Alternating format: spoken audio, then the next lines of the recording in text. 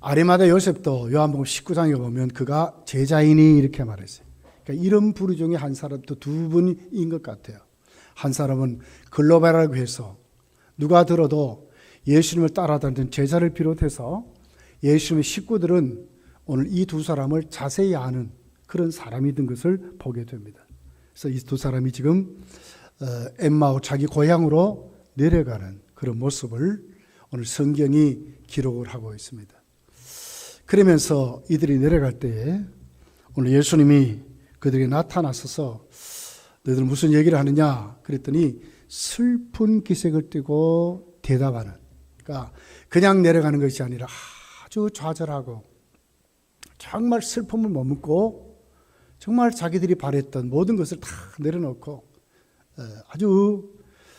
아주 실패한 그런 사람같이 처절하게 내려가는 그런 모습이 오늘 이 본문에 기록이 되어 있습니다.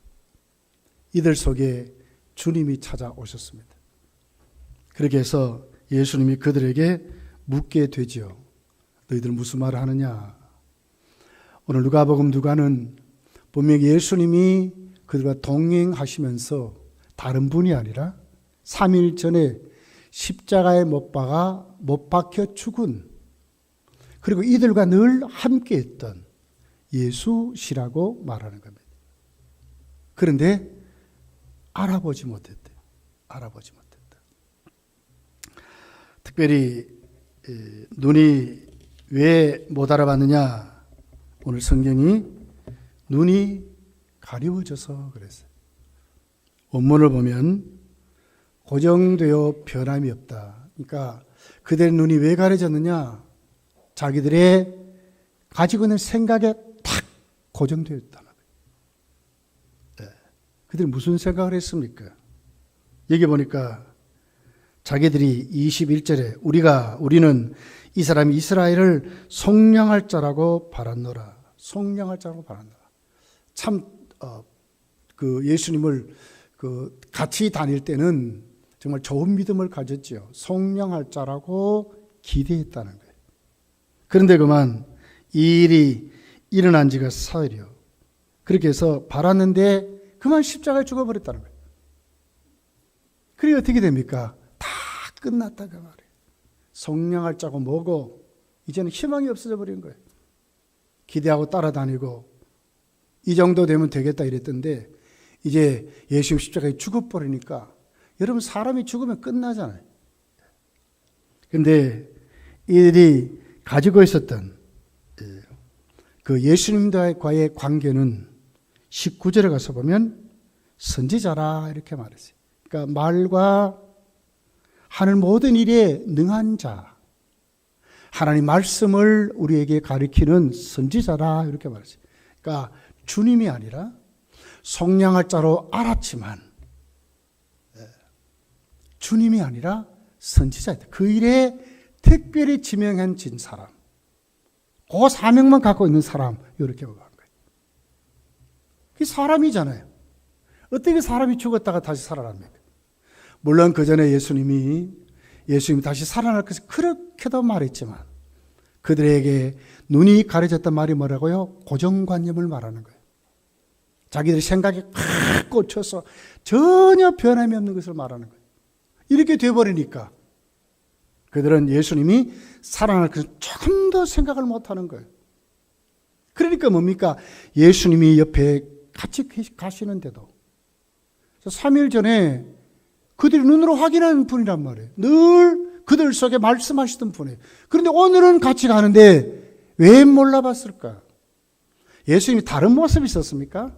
그렇지 않습니다. 물론 부활하신 몸이지만 육신을 가지고 계셨던 몸이죠. 막달라 마리아에게 마리아야 그러니까 마리아는 대만 알아봤어요. 예수님 알아볼 수 있죠. 그런데 고정관념 때문에 우리 신앙은 우리의 자아의 고정관념을 다 깨트려야 합니다. 안 깨지면요 우리 신앙이 성장이 없어요. 우린 주관도 있죠. 내가 예수를 믿는 방법도 있어요. 그러나 여기에 붙들리면 그게 잘못하면 우상이 되어버리는 거예요. 이대로만 믿자. 맞는 얘기입니까? 오늘 이 두 제자가 어떻게 합니까?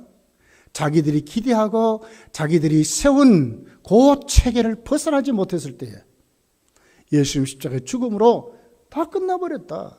당신 이런 거 못 들었습니까? 우리 예수님을 책망하는 그런 모습을 보는 거예요. 여러분, 오늘 이후로 우리의 신앙은 어디로 세워져야 되겠어요? 주님께로부터. 내가 왕이 아니라 주님이 왕이시 되셔야 돼요. 내 생각, 내 가치관, 내 모든 고정관념이 다 깨트려질 수밖에 없는 것은 주께서 나의 주인이시기 때문에 그렇습니다. 주인이 뭐가 있습니까? 종이 뭐가 있습니까? 주인이 시키는 것 밖에 없는 거예요. 주인이 시킨 것 안에 자유지요. 우리는 그런 사람이 된 것입니다. 오늘 이들이 얼마나 자기들에게 신앙이 고정되어 있었는가. 그랬더니 예수님 서서 자기들과 동행하며 말씀한다 알아보지 못했더라. 그러기 위해서 주님과 동행하는 그런 두 제자의 모습을 봅니다. 어떻게 다시 회복이 됐을까? 분명히 그들은 회복이 돼서 이 33절에 보면 일어나 예루살렘으로 돌아가서 우리 예수님 만났다 자신 있게 말하고, 그리고는 제자들과 함께 부활의 증인으로 교제하는 사람, 엠마오로 고향으로 도망가는 사람이 아니라 당당히 이제는 사명자로 제자로 예루살렘에서 복음을 전하는 진짜 참제자가 되었다고 말씀합니다. 무엇이 이들로 하여금 이렇게 다시 믿음의 삶을 회복하도록 만들었을까요? 그들이 가지고 있는 그 고정관념이 아니라 오늘 성경에 보니까 예수님을 영접하는 것부터 시작이 됩니다. 다시 말하면 우리들의 왕인 예수 그리스도가 내 삶에 들어옴으로 시작이 되는 거예요. 자, 오늘 성경은 이렇게 말씀을 합니다. 그 29절부터 보면 그들이 간곤하여 이르되 우리와 함께 유하사이다. 간곤하여 이르다. 원문은 끌어잡아 당겼다 이 말이거든요. 막 확 빨아들였다 이 말이에요. 얼마나 주님과 함께 있기를 소원했는가를 말하는 거예요. 신앙은 이런 것입니다. 주님을 사모하는 만큼, 내가 주님을 영접하는 만큼, 내가 주님과 교제하는 만큼 우리 신앙은 성장해 가는 것입니다. 나는 죽어버리고 예수님이 왕이 되는 만큼 내 신앙은 더욱더 성장해 가는 것입니다. 간골하여 우리와 유하사이다. 우리에게 들어오십시오. 막 잡아당기는 그런 믿음으로 그들이 세워지게 되는 것을 봅니다. 그럴 때 어떻게 됩니까? 하나님 말씀이 깨달아지게 됩니다. 21절에서부터 보면 그들이 예수님 되게 실망했지만 예수님께서 그들 속에 들어가셔서 자세하게 이제 27절부터 보면 모세와 모든 선지자에게 구약 성경을 자세히 그들에게 이제 가르쳐 주게 됩니다. 뭘 가르쳐 줬을까요? 예수 그리스도의 부활에 대해서 이제 정말 상세하게 가르쳐 주는 그런 장면이 있습니다. 그랬더니 예수님이 떠난 다음에도 31절에 보면 그들의 눈이 밝아졌다. 조금 전만에 눈이 가려서 예수님을 알아보지 못했지만 이제 어떻게 됐습니까? 예수님 영접하고 그리고 예수님의 말씀을 들었을 때 이제 뭐가 바뀌었어요? 내가 주가 아니라 주님이 주가 된 것이에요. 주의 말씀이 나를 점령한 것이죠. 주님이 나를 점령한 것입니다. 그랬더니 이 사람들이 진짜 바뀌어버렸어요. 눈이 가려진 것이 아니라 이제 밝히 봤다고 그랬어요. 밝히 봤다는 거예요. 그래서 어떻게 합니까? 예수님이 보이지 않았지만 32절에 보면 말씀을 깨닫게 됩니다.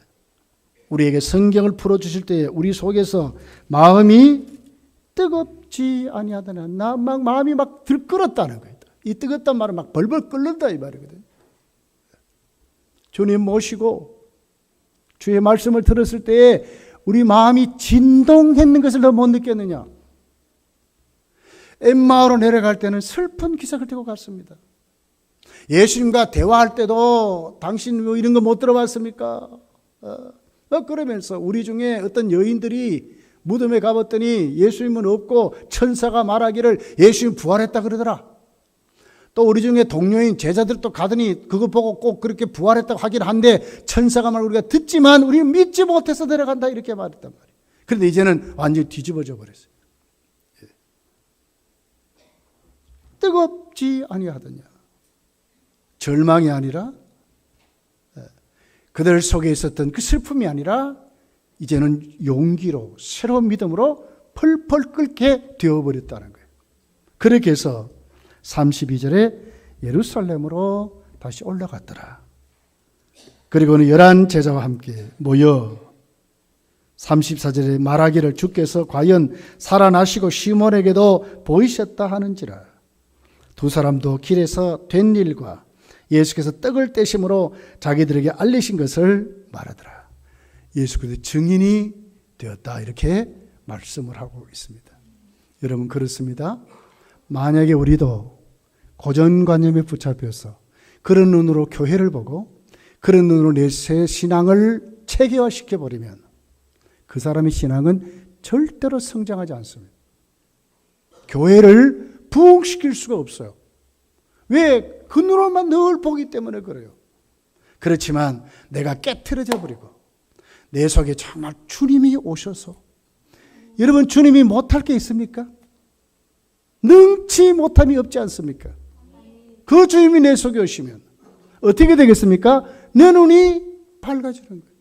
고정관념이 무너지고 정말 믿음의 그릇으로 살아가게 되는 거예요. 나는 못합니다. 주님은 할 수 있습니다. 나는 없습니다. 주님은 있게 하십니다. 죽은 자는 나는 어떻게 할 수 없습니다. 그러나 주님은 죽은 자도 살리시는 것입니다. 안 보입니까? 주님이 보게 하시는 것입니다. 아직 없습니까? 주님이 있게 하시는 것입니다. 눈을 뜨게 되는 것입니다. 여러분 이 부활주일에 여러분 신앙이 주님이 왕이 되시기를 바랍니다. 정말 뜨겁게 사모해서 여러분 심령이 펄펄 끓어나기를 원합니다. 우리 마음이 막 요동치기를 원합니다. 말씀을 사모하고 주님을 사모하고 말이에요. 자, 예수님 그들을 책망하시죠. 여기 보세요. 25절 한번 읽어볼게요. 시작. 이르시되 미련하고 선자들이 말한 모든 것을 마음속에 더디 믿는 자니라. 미련하다 이 말은 바보다 그 말이에요. 바보. 야, 이 바보들아 이 말이에요. 못 믿는 것은요, 우리가 지금까지 믿어오면서도 내 신앙이 내 속에서 내가 갖고 있는 것으로 딱 고정되어 버리면 성경이 말하는 진짜 맛을 모르는 거예요.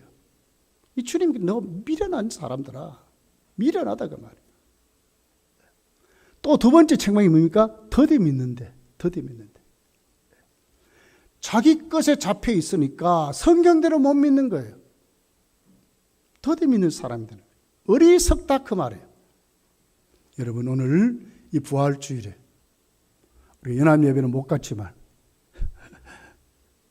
저희 설교를 들으시고 여러분 신앙이 정말 부활신앙으로 내려가던 신앙에서 나라고 하는 것이 왕이 된 신앙에서 이제는 주님께로 주를 사모하는 신앙으로 주님이 왕이 되는 신앙으로 말씀 안에 그 말씀이 풀어져서 내 눈이 밝아져서 내 심령이 막 펄펄 끓는 그런 믿음으로 여러분 세워졌어. 정말 믿음 좋은 사람과 어깨동무하면서 서로 간증하면서 하나님 나라를 세워가는 여러분 모두가 되시기를 예수님 축복합니다. 기도하겠습니다.